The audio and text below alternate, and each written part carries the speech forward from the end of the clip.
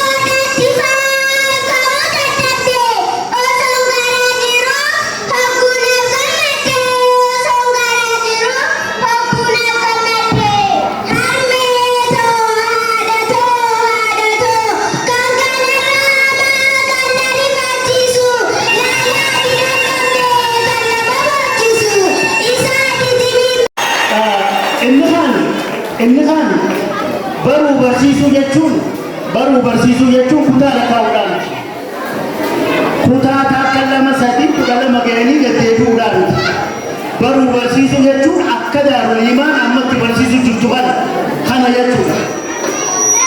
Ingiliffaa, Afaan Oromoo, Amaariffaa, Afaan Arabaa, afaan kana bikka takkatti ijoolleetu sadarkaa kanaan barachuu jechuun waan nama ajaa'ibsiisu. Kanaafuu Daarul Iimaan fuulduraafis bira dhaabbanna wajji jirra.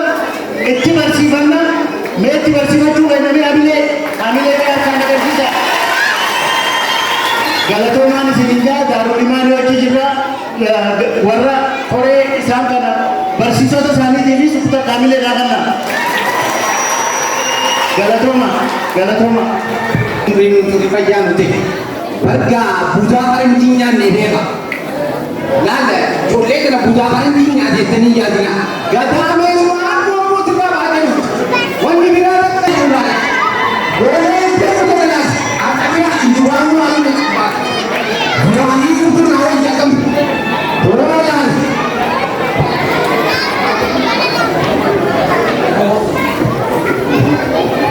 Hamlee deemaa aduunni dirayaa bulu.